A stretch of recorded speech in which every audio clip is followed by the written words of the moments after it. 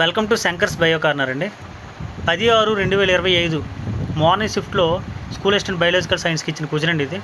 DNA హెలిక్స్లోని శృంఖల pitch బ్రాకెట్ల మధ్య దూరం అని ఇచ్చండి. ఆ మధ్య దూరం చాలామంది కన్ఫ్యూజ్ చేసిందండి.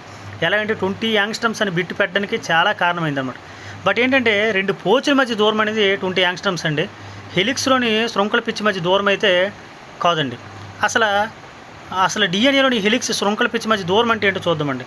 హెలిక్స్ పిచ్ అనేది డిఎన్ఏ డబుల్ హెలిక్స్ యొక్క ఒక పూర్తి మలుపుకు దూరాన్ని సూచిస్తుందండి. అంటే కుండలి యొక్క దూరాన్ని మొత్తం అనమాట. అటువంటి మొత్తం ఎన్ని 10 నత్తజనక క్షారజాతులు ఉంటే రెండు వరుస బేస్ జాతుల మధ్య దూరాన్ని ఏమొచ్చి ఆ మలుపులో చిన్న కొలతగా చెప్పడం జరిగింది. అంటే ఏంటి, అటువంటి 10 చిన్న కొలతలు కలిపితే కదా పెద్ద దూరం. అంటే దీన్ని బట్టి ఏంటి, ఇప్పుడు కుండల మధ్య దూరం మనకు కావాలి హెలిక్స్ అండి. కాబట్టి కుండలి మొత్తం అంటే ఇప్పుడు ఏంటంటే మనకు వస్తుంటే మొత్తం 34 యాంగ్స్ట్రమ్స్ అయితే రైట్ అయ్యేదండి. కానీ 34 యాంగ్స్ట్రమ్స్ ఉందా? లేదు. 3.4 యాంగ్స్ట్రమ్స్ ఇచ్చాడు, అది తప్పు. అర్థమైందా? సో 20 యాంగ్స్ట్రమ్స్ తప్పు అని మనకు అర్థమైపోయింది.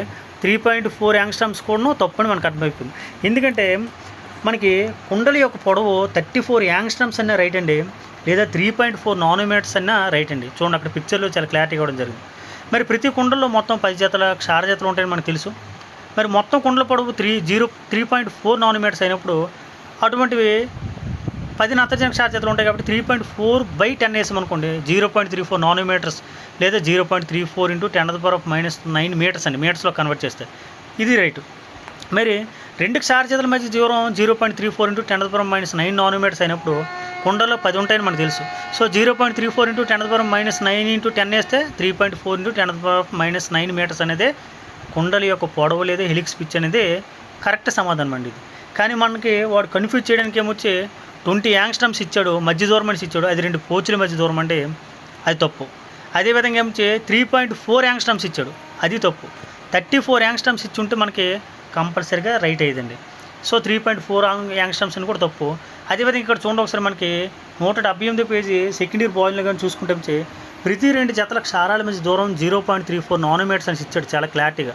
దాన్ని మీటర్స్లో కన్వర్ట్ చేసుకుంటే 0.34 × 10⁻⁹ మీటర్స్ అండి. మరి ఇటువంటి నత్తజనక క్షారజాతులు మనకి ఎన్ని ఉన్నాయి? 10 ఉన్నాయని తెలుసండి. మరి అప్పుడు 0.34 × 10⁻⁹ మీటర్స్ ఇంటూ 10 వేసుకుంటే అప్పుడు ఎంత వస్తుంది? 3.4 × 10⁻⁹ మీటర్స్ వస్తుందన్నమాట. వాడు తెలివిగా 3.4 నానోమీటర్స్ ఇస్తే రైట్ అయ్యేది. కానీ 3.4 × 10⁻⁹ నానోమీటర్స్ అని ఇచ్చి మళ్ళీ మనకి డి ఆప్షన్ దగ్గర కూడా కన్ఫ్యూజ్ చేశాడు.